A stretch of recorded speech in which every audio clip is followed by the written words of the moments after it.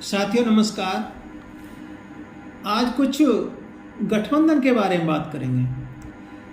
Baspa supremo Mayawati जो अलग थलग पड़ी हुई हैं उनका ये अच्छा नहीं लगता स्वभाव, क्योंकि जब तक ये इकट्ठे नहीं होंगे, चंद्रशेखर रावण अलग अपनी ढपली बजा रहे हैं, मायावती स्वयं अपनी ढपली बजा रही हैं, और ये जब बहुजन समाज का जो वोट है जो आपस में बढ़ता जा रहा है और पता नहीं ऊंट किस करवट बैठेगा और बीच में बाजी कोई दूसरा मार ले जाएगा।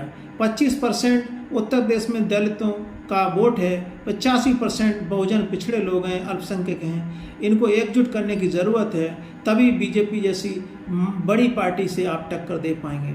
अखिलेश जी अपनी बात कह रहे हैं, इंडिया गठबंधन में मायावती को इन्हें शामिल कर लेना चाहिए और चंद्रशेखर को भी शामिल कर लेना चाहिए, जिससे वोट नहीं बटेगा और बीजेपी को तगड़ी शिकस्त दे पाएंगे आप लोग। अगर ये आपस में बढ़ते रहे तो ऐसा नहीं कर पाएंगे कि सरकार में एक बार फिर सन 2024 में बीजेपी आएगी।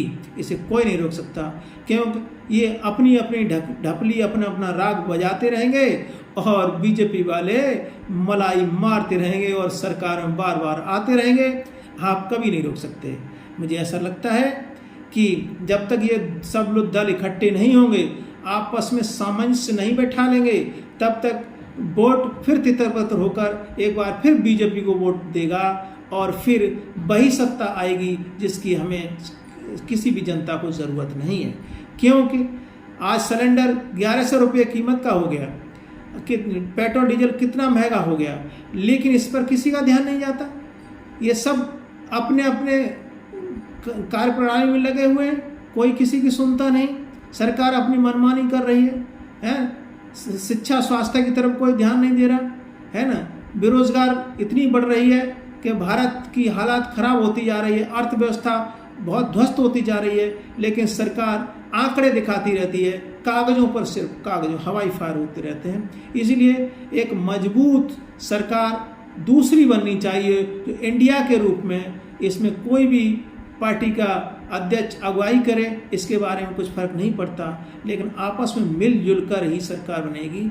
मुस्लिमों का हित कहाँ है? मुस्लिमों का हित कभी भी बीजेपी में नहीं रहा।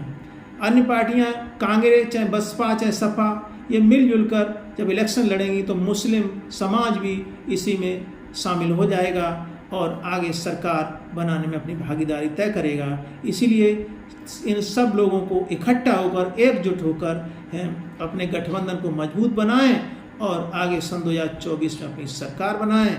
यही मेरे वचन हैं, इन्हें आप स्वीकार करें। धन्यवाद।